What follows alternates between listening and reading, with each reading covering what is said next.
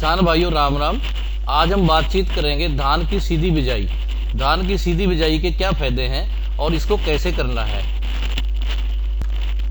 हमारे प्रांत में धान की सीधी बिजाई क्यों करनी है, क्योंकि यहाँ पर पानी नीचे जाता जा रहा है और कुछ ब्लॉक्स हैं जो जिसमें हर साल 1-2 मीटर पानी घट जाता है।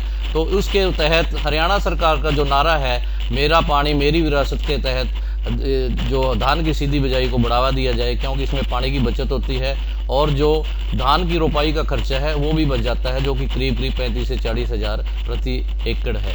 तो धान की सीधी बिजाई में खेत को अच्छी तरह तैयार करना है और खेत को अच्छी तरह तैयार करने के बाद धान के जो पानी है इसको अगर ज़्यादा गर्मी है तो उसमें 2 पानी लगाएं, 2 पानी के डबल रौनी करने के बाद धान की सीधी बिजाई की जाए। और अच्छा है कि धान की सीधी बिजाई सुबह या शाम को की जाए और उसके बाद सुहागा लगा दें। सुहागा लगाने के तुरंत बाद ही खरपतवार नाशी जो पेंडीमिथलिन है उसका छिड़काव करना है। तो धान की सीधी बिजाई करते समय निम्नलिखित सस्या क्रियाओं का ध्यान में रखना है। बिजाई से पूर्व खेत को लेजर लेवलर से अच्छी तरह समतल करें और रेतली मिट्टी वाले खेतों में धान की सीधी बिजाई ना करें। सीधी बिजाई केवल उन्हीं खेतों में करें जहां पिछले सालों में धान की पारंपरिक खेती की जा रही हो और धान की बिजाई जून के पहले पखवाड़े में पलेवा के उपरांत गिल्ली बत्तर अवस्था में ही करें। बिजाई के लिए केवल कम अवधि में पकने वाली किस्में जैसे पूसा 1509 है, PR 121 है और जो प्राइवेट के कुछ हाइब्रिड्स हैं जो कि बहुत जल्दी पक जाते हैं, अभी अक्टूबर के महीने में पक भी गए हैं, उनकी बिजाई करें। और बिजाई से पूर्व बीज को 10-12 घंटे पहले पानी में भिगो लें और बाद में साया में सुखाकर बीज के उपचार के बाद बिजाई करें। बिजाई सुबह या शाम को ही करें और जहाँ तक संभव हो धान की बिजाई लक्की सी ड्रिल के माध्यम से ही करें, क्योंकि इस ड्रिल से बिजाई के साथ साथ खरपतवार नाशी का छिड़काव भी हो जाता है। और पहली सिंचाई बिजाई के 21 दिन बाद ही दें।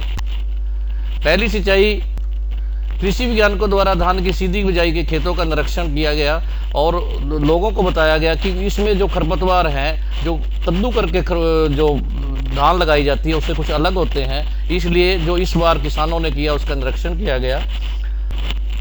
धान की सीधी बिजाई में जो मुख्य खरपतवार हैं जो मकड़ा है, चीनी घास है, गिनिया घास है और जो आपके इरोग्रोस्टिस है, यही खरपतवार मुख्यतः पाए जाते हैं, जो कि आमतौर पे कद्दू कर की जो धान लगाई गई है उसमें नहीं पाए जाते।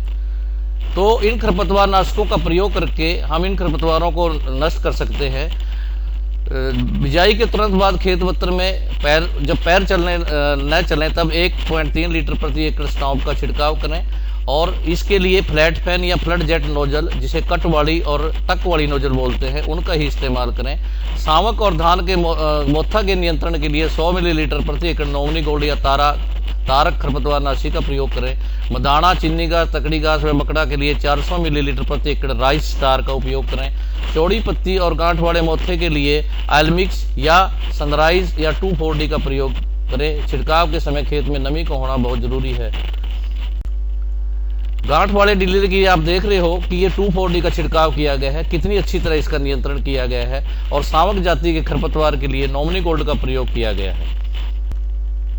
ये है धान की पकी हुई फसल सीधी बिजाई वाली पूसा 1509, जिसमें हमें लगता है कि कम से कम ये 60 मन प्रति एकड़ के हिसाब से इसकी जो दशा देखकर लग रहा है कि कम से कम जो पैदावार होगी वो 60 मन होगी। धन्यवाद किसान भाइयों।